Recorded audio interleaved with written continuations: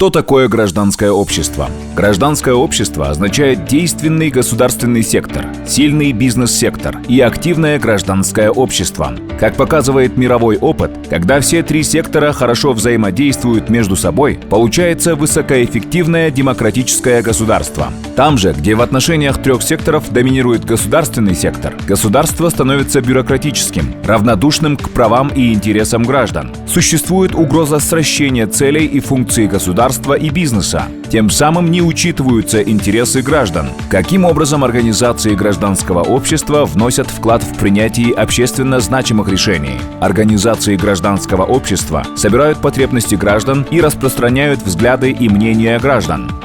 Если обратиться к Кодексу рекомендуемой практики гражданского участия Совета Европы, выделяют следующие уровни гражданского участия от наименьшей до наибольшей вовлеченности.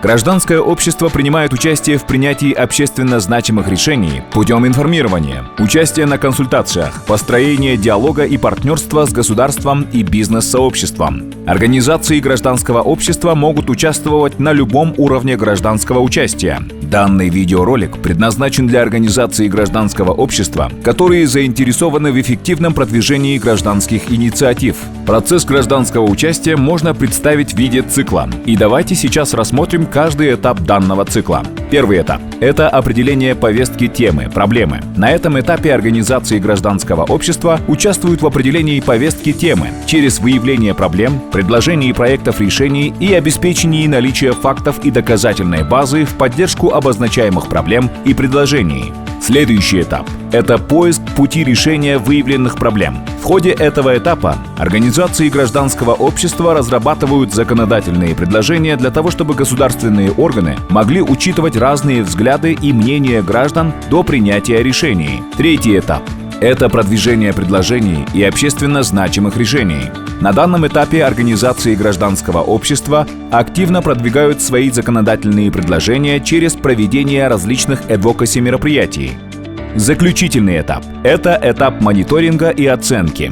На этом этапе организации гражданского общества осуществляют мониторинг и оценку результатов продвижения гражданских инициатив.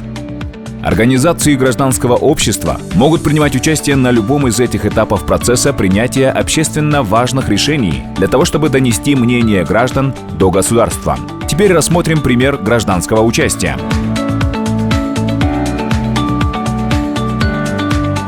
Давайте рассмотрим первый этап – анализ проблем для выработки продвижения стратегически значимых решений. И при анализе проблем очень всегда ограничены ресурсы в отношении финансов, трудовых и временных.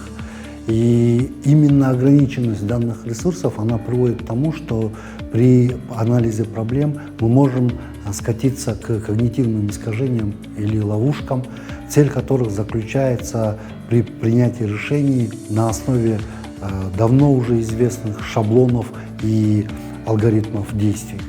Что такое когнитивные искажения ловушки? Да? Одним из таких когнитивных искажений ловушек называется ошибка выжившего.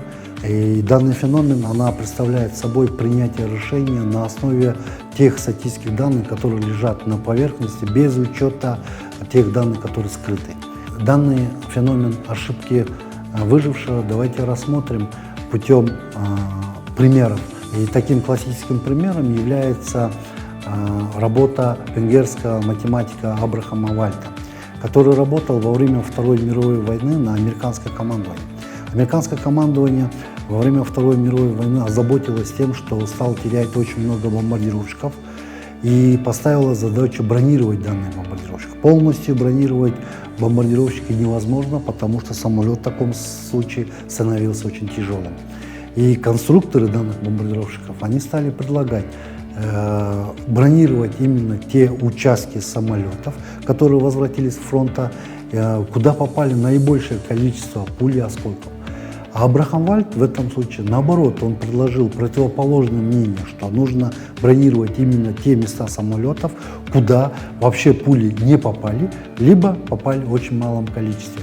И он аргументировал свои позиции с тем, что раз эти самолеты возвратились с такими попаданиями, на которые указывали конструкторы, да, то значит эти самолеты, они могут возвратиться. И не возвратились именно те самолеты, которые пули попали в наиболее уязвимые места. В последующем было принято решение по предложению Абрахама Вальта и стали бронировать именно те места самолетов, куда пули попадало мало или вообще не попадали. Да? И время показало, что Абрахам Вальт был прав, и по итогам данного решения получилось так, что Абрахам Вальт спас около 30% летчиков.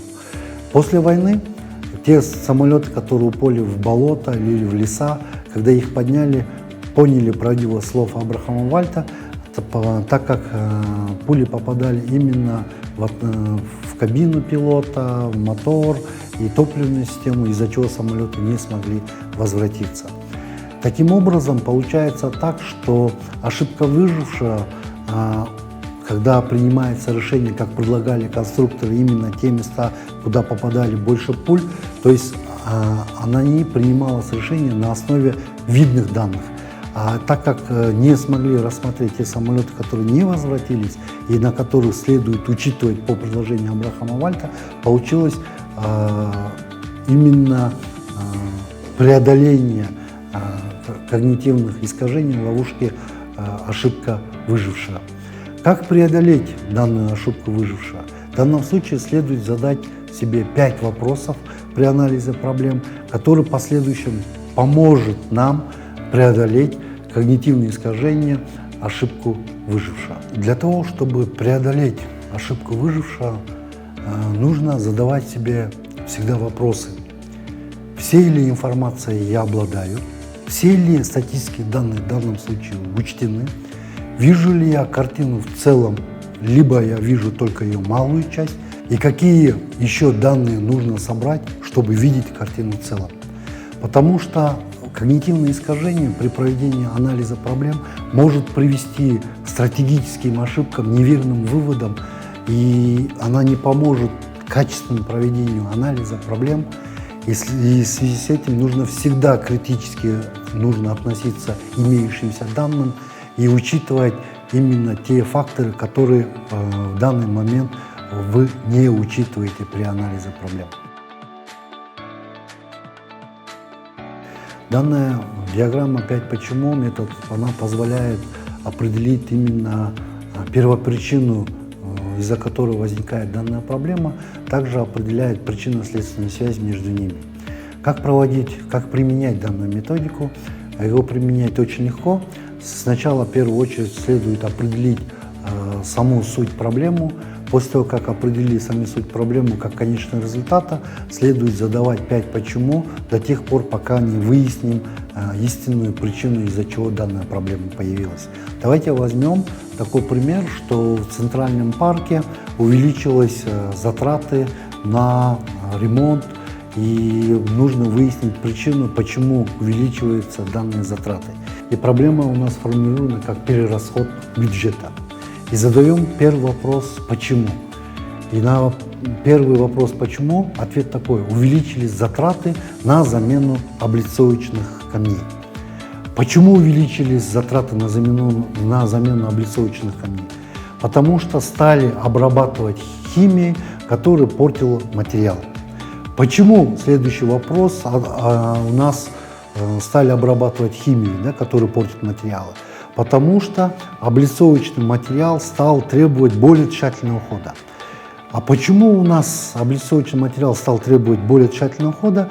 И ответ у нас получается: увеличилось количество насекомых, которые наносили вред граниту. Почему увеличилось количество насекомых?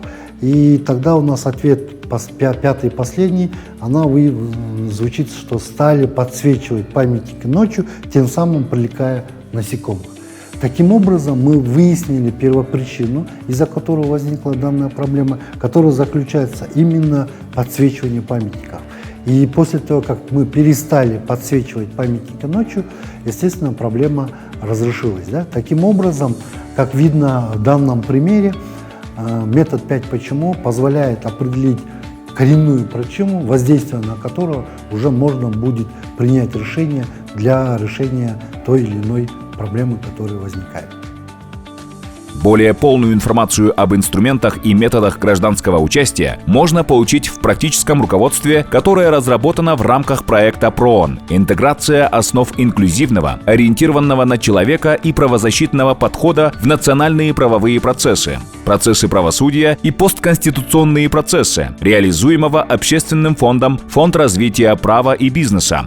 Партнерство государства и гражданского общества – это основа соблюдения прав граждан и повышения качества жизни наших граждан.